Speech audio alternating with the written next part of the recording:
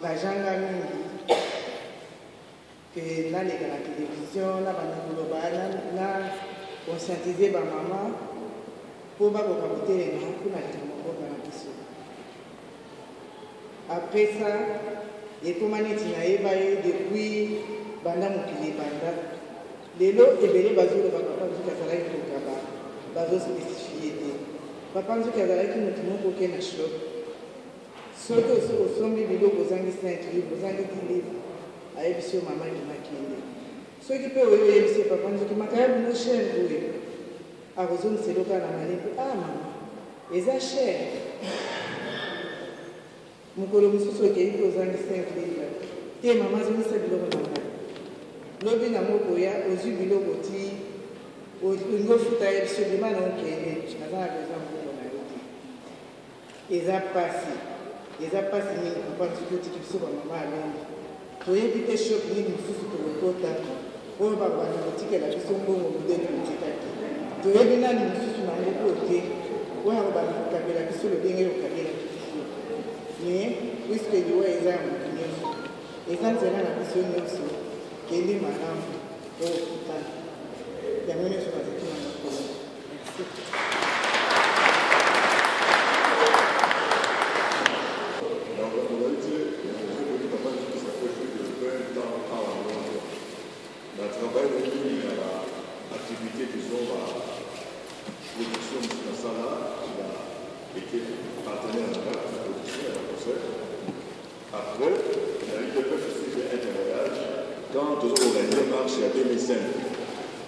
J'étais aux finances et à marche pour travailler dans les shops.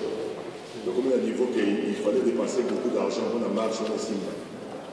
Dès qu'il y a quelqu'un qui va monter dans la communauté, ils avaient contacté.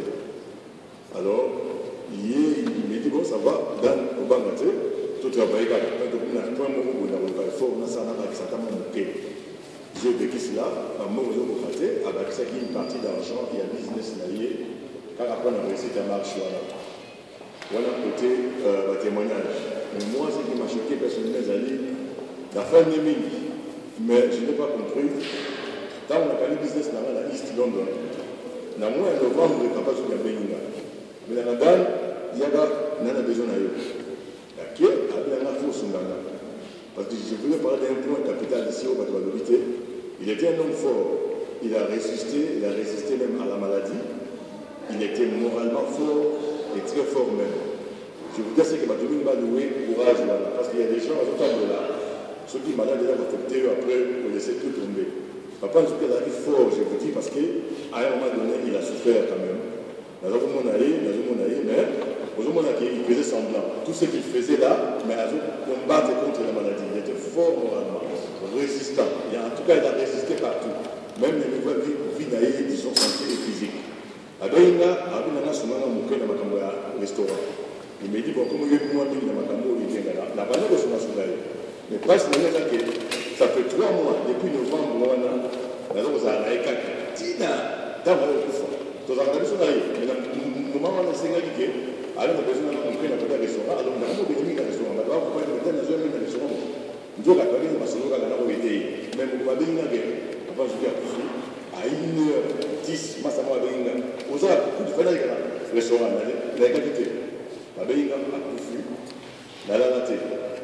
Toute la nuit, la zone du matin, et même jusqu'à maintenant, dans l'intimité qui est à Koufu. Mais il est là, il est dans notre esprit, avant la question petit temps pour le d'ailleurs, il restera gravé dans nos mémoires. Merci beaucoup.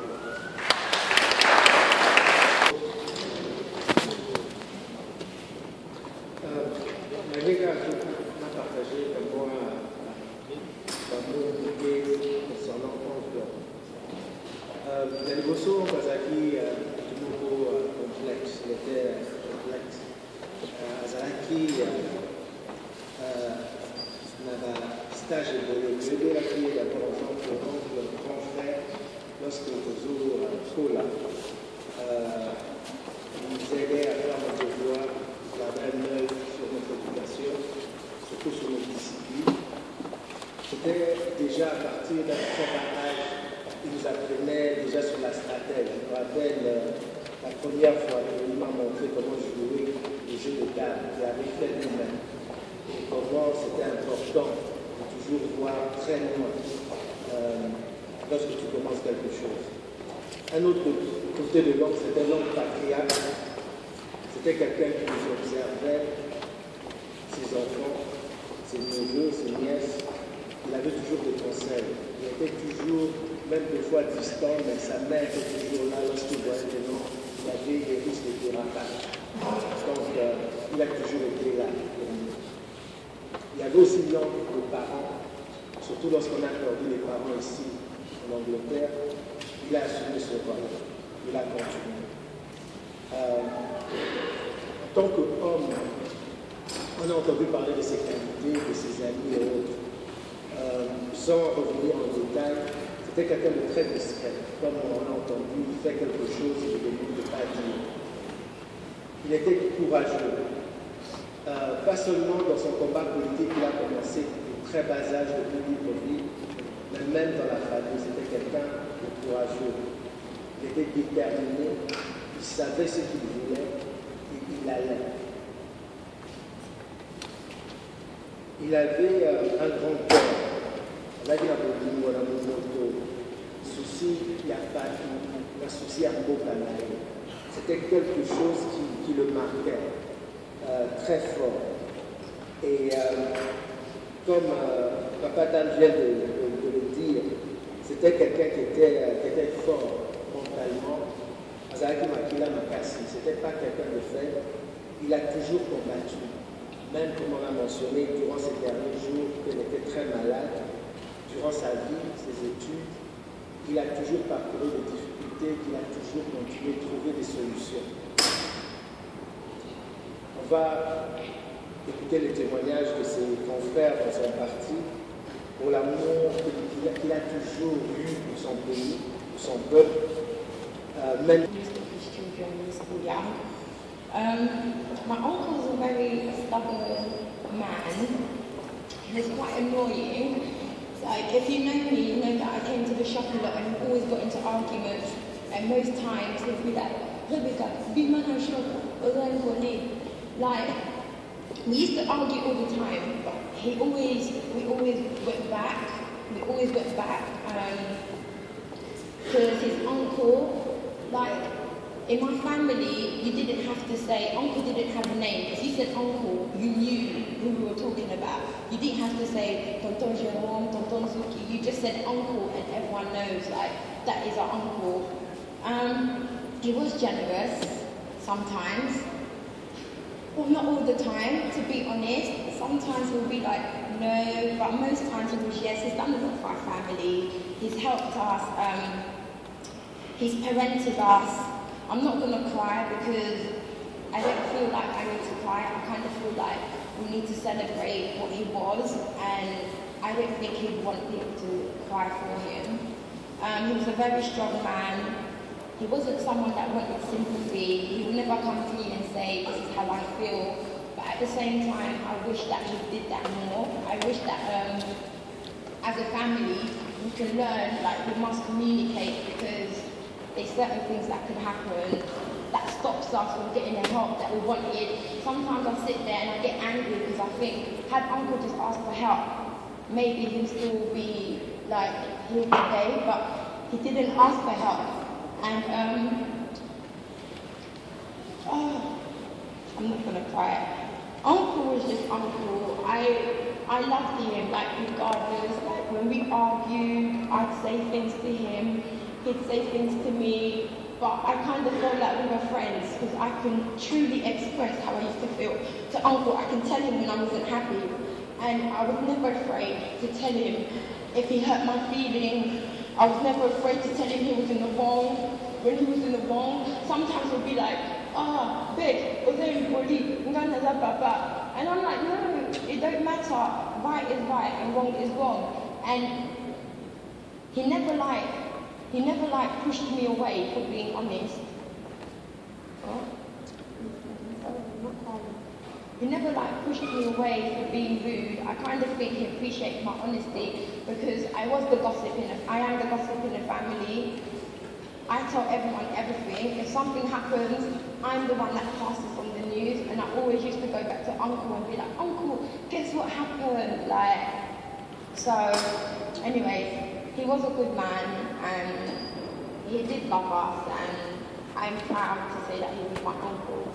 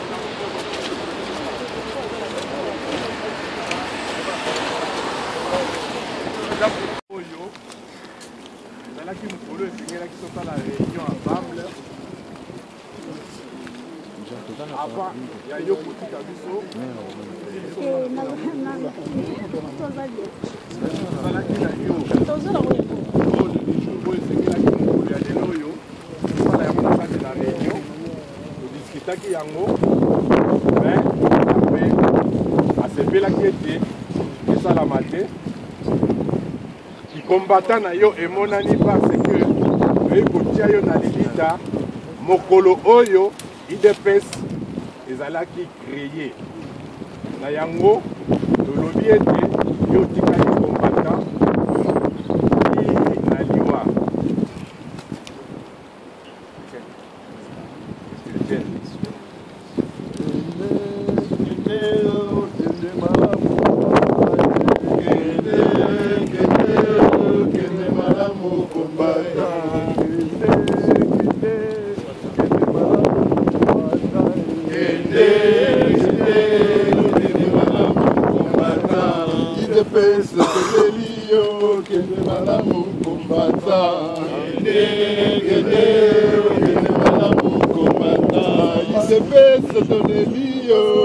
malamu combattant kende malamu combattant bana Londres tolelio kende malamu combattant kende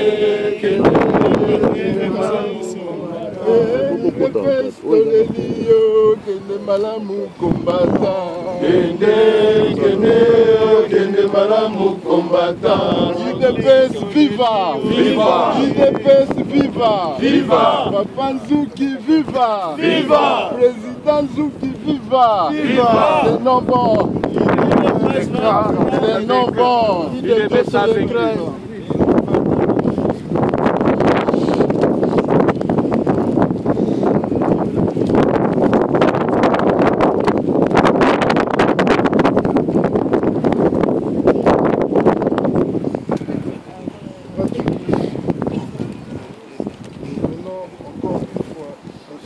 commercial, boutique à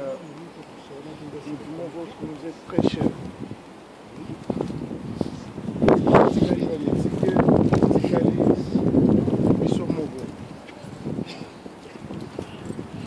je pose un peu, papa. Et nous avons 5 mois, il y a besoin de la sous sur la terre. Il y a sucre. Il y a boutique.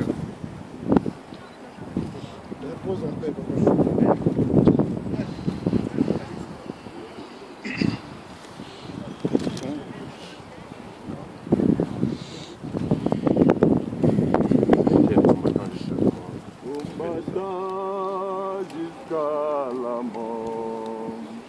Combattant jusqu'à la mort, combattant jusqu'à la mort, qui restera combattant jusqu'à la mort, combattant jusqu'à la mort, combattant jusqu'à la mort, combattant jusqu'à la mort. Combattant jusqu'à la mort. Kende, kende, oh kende malamu combattant. Kende, kende, oh kende malamu combattant.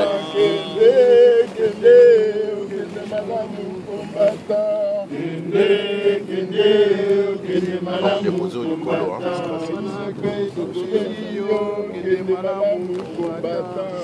Kende, kende, kende malamu combattant. Bana Londres, Tolelio, kende malamu combattant. Kende, kende, kende malamu combattant. Kende, kende, kende malamu combattant. Kende, kende, kende malamu combattant. Il pèse Tolelio, kende malamu combattant. Kende, kende, kende malamu combattant. Bana Londres, Tolelio, kende malamu combattant. Kende, kende, kende malamu combattant. Kende, kende, kende malamu combattant. Kende, kende, kende malamu combattant. Il pèse Tolelio, kende malamu combattant. Kende, kende, kende malamu combattant. Il pèse viva, viva.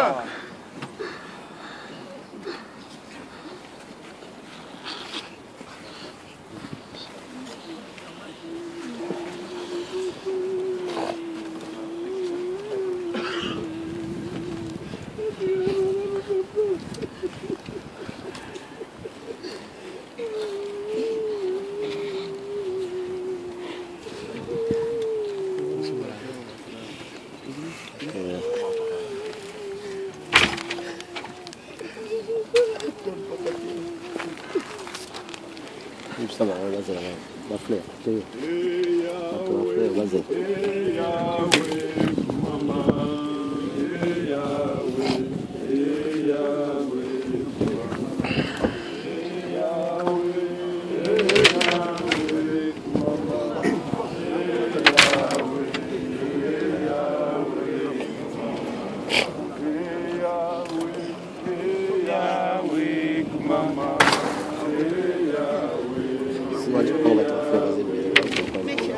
Fleur, la fleur est banda, les va aussi les ça.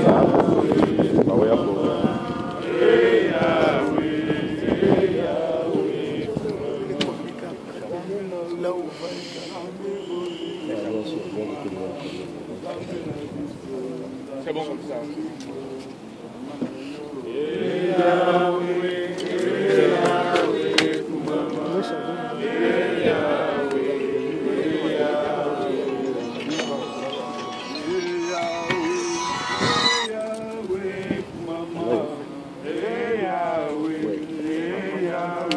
Oui.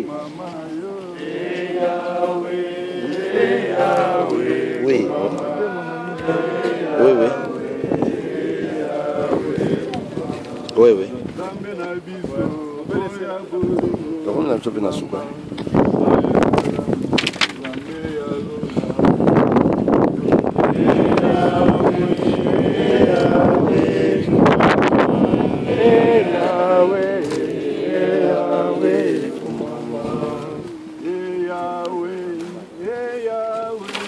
mama, Yahweh, Yahweh, mama yo. Yahweh, Yahweh, mama, Yahweh. Descartes.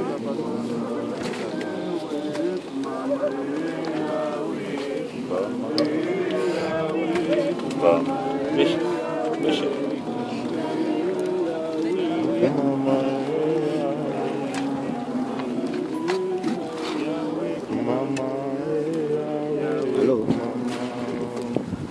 Oui, allô?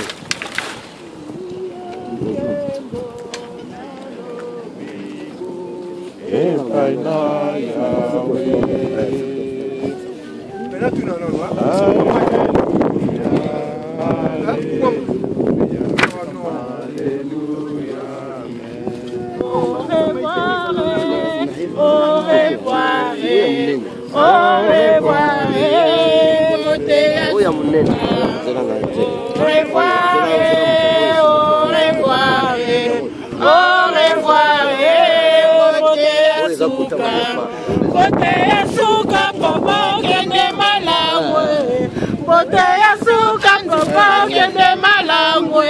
Okende malamu papa liwa efonike au revoir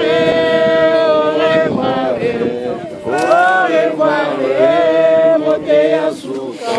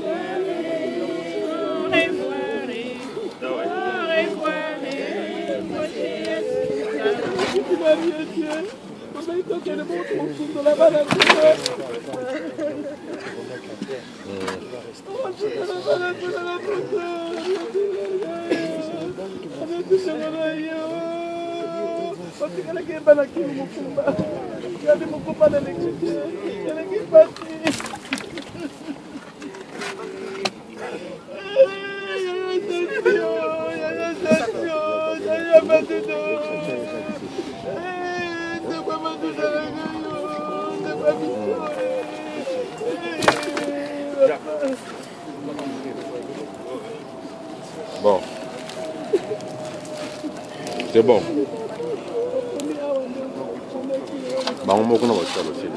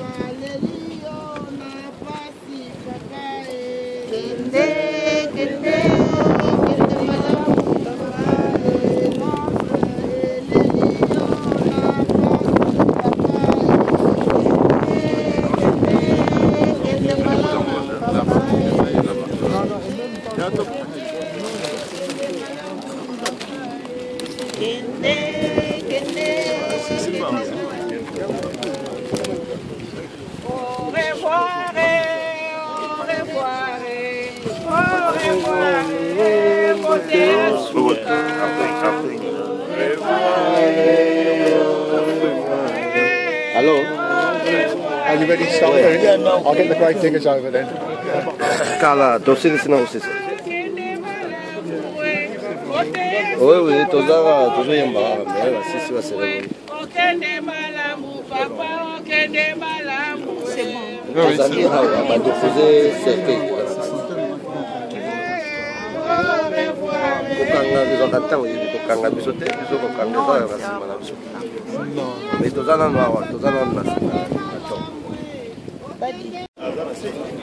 Ah, rien du tout. Dès que Dobenga nous a choqué, on a laissé aller.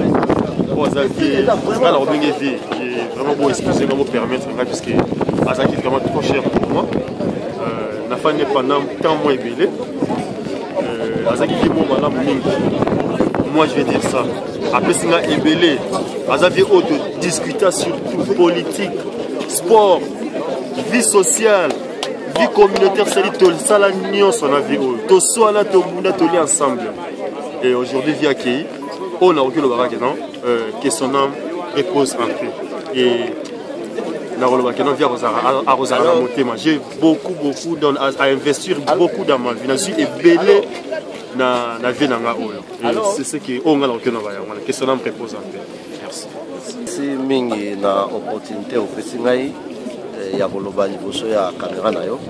Je crois que Congolais venant à l'Eli Papa Nzouki ezaka na kombote na malobate mais action pena esalemi Congolais alakisi pena bolingo na ye donc to continuer bongo selon esprit ndenge Papa Nzouki azalaki to landa kaka ndenge wana to kangama occasion oyo eza occasion mpona et réconforter sur Bolingo la communauté.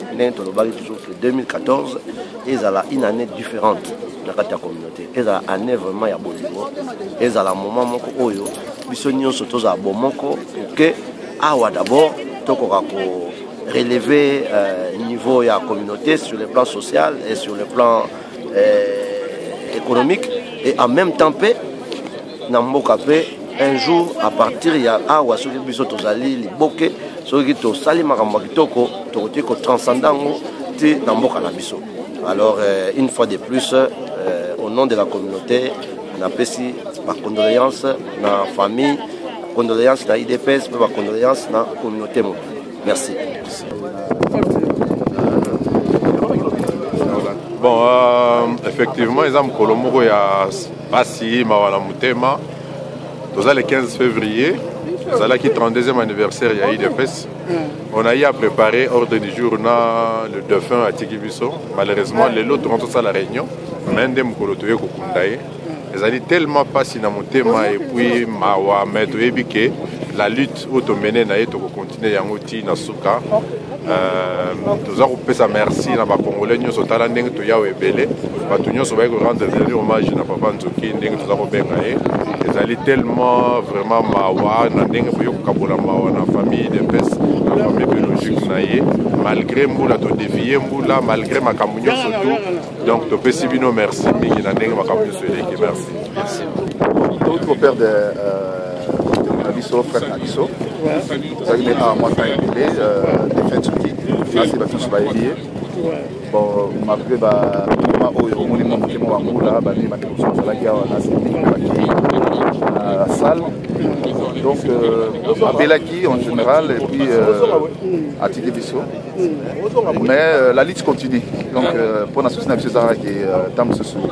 à mon avis mais ils sont pas tout à tout ça l'effort et tout libérer pour la mission et ça la bien merci ouais c'est bon oui ok bon on a eu donc docteur Léon c'est moi et on le fait un peu il y a papa Nzouki grand combattant donc à Tikibiso donc donc pour la diversité donc à la donc communauté à contribuer qui peuvent épeler quand ils manent la communauté peut pour ça donc la musique quand ils n'ont la communauté pour ça donc la musique n'endenge dans les yamapete kasme n'endenge moko maya bien pour la battu tout et ça là tout monde la pour la manne de boka na biso biso bato mpe ke non donc bototikali toyebi ete nzela ezali ya biso tu il faut nde ke non tobongisa nini comportement na biso bacongolais ke non tozala bomoko po ete mboka na biso ezala manini libere bomoni enterrement ndenge ezali toya donc na se donc ya mbula na nsima caméra bino moko boyebi papa Gervais moto asimba donc masolo ya média banda donc avant bamédia mosusu avant bamédia mosusu ebanda moto asimba Adobe Premiere banini bablog ebele wana ye wana nde donc na nsima ya caméra oyo ezali baimage ya suka sans tricage eza maneti kaka na cinéma parce que ye nde asimbi bamakambo nyonso bafete bamariage tout consort baimage ezali sans tricage donc azali vrai rapporteur quoi pour le moment oyo toali na ye awa na kati na résistant na zone rouge na Angleterre akoye donc na deye ya papa na biso papa Boboto asungi mouvement ya combattant na kati na mboka ya Angleterre mpe vraiment na mboka ya Congo lutte continue toujours ingeta Kunda combattant monene ya UDPS, un grand politicien, Zuki Mecha, pour attirer il y a 2 semaines. Il y a Azali vice-représentant ou représentant adjoint, il y a Théophile Ngombo. Que la condition est bien pour les autres métozawana, les combattants, non seulement UDPS, comme on appelle ça, UDPS, Azali, la communauté, Azali, la communauté, Moutounion, surtout Azanama. Pour eux qui viennent me témoignage au UDPS, Azaki, quand vous avez UDPS, c'était. Je me présente, je m'appelle Maître Baïna, très fort judoka international. Tous on a cimetière Manopak, les grands baobas, les grands leaders, Papa Nzuki, mais souci n'a pas beaucoup plus mingi. Tant que nous sommes à la cotisation, tout ça la cotisation de pona, donc nous devons lier tout mais. Tout ça la cotisation pour tout condamner de honneur. Mais place de conduire vraiment pour la sécurité. Tout conduire place moi sur talibien maï. Mais bah c'est raison que les autres sont maïzal. Mais na ebi que na dans cimetière bah place moko bah réservé moins cher ezalak. Mais tu conduire place moko na sécurité. Na zo ba bopo ba tika en vie. Comme balasma to commencer na ba marama boité. Bon et puis la remercier la communauté congolaise, surtout ba passer na so moni passer Jérémy ba so na moni passer Daki, na moni passer Jérémy na moni passer Chabani, na moni na docteur Azapéora, ma mémé, donc c'est belle signe à compliquer mon vraiment bolingo talambu les autres peut-être pour la pour relaxer amour. O baloba ke ba congolais ba linganité totika la nga joana biso ba congolais to lingani. Mais aliga ga moi ba derrière a mikem kezanga mais sinon moi sur l'équipe bien na remercier yo na caméra na yo à partir ya site internet na yo mokili mombere découvrir péré par mieux sonner ba ndoleka. Merci. Oyebi biso tolobi ete soki bien sûr na sembula mutu akufi bien sûr atiki bokili oyo ya kufite contenir ba œuvre nyonso oyo asali kati na biso. Lobby vendredi tozalaki na exposition encore na ye. Les autres dans la salle, j'ai noté plus de 500 personnes. Dans cimetière, parce que ce fut vraiment un baobab dans la communauté congolaise. Nous avons perdu un grand personnage dans le combo de Papa Nzuki Mecha. Pour le combat, cela veut dire que libération des points finaux de la biso.